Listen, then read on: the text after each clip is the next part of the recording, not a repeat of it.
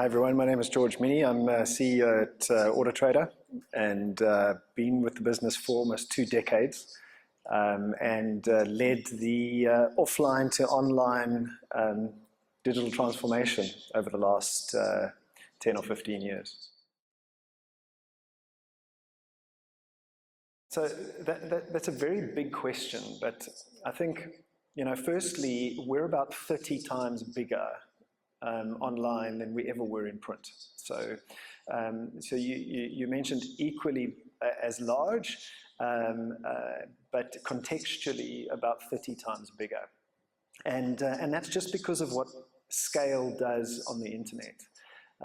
In the days of the magazine, we could publish at a maximum about 1,000 pages, and we distributed this magazine once a week on a Thursday morning, faster than anybody else, and with the most content, more than anybody else.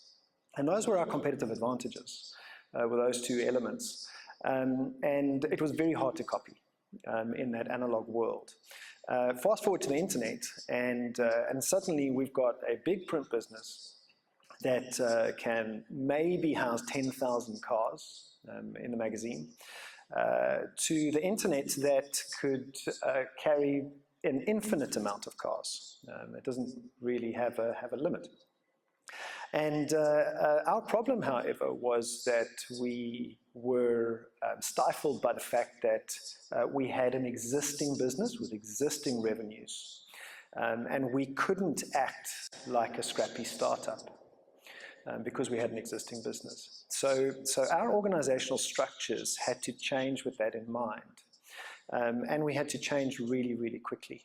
Some of those were we had to stop acting like a print corporate bureaucracy, because if you cast your mind back, print businesses and older businesses for that matter, a lot of corporate bureaucracy exists, a lot of hierarchies and management structures. We had to flatten a lot of that.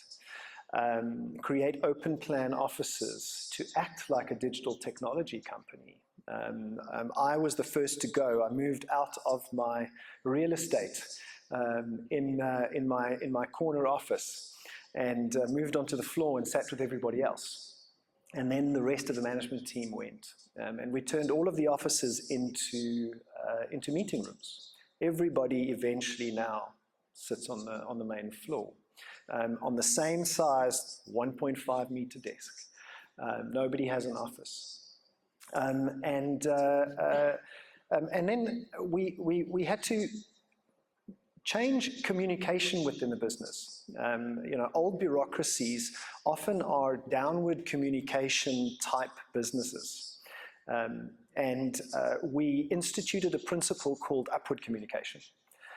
And we focused on it for about 24 months at one time, where it was part of the policy of the business, where upward communication was the most important thing, and that meant that you had access at any level in the business to anybody in the business in order to communicate. You didn't have to go through management, and you didn't have to go through systems and processes. You could just communicate.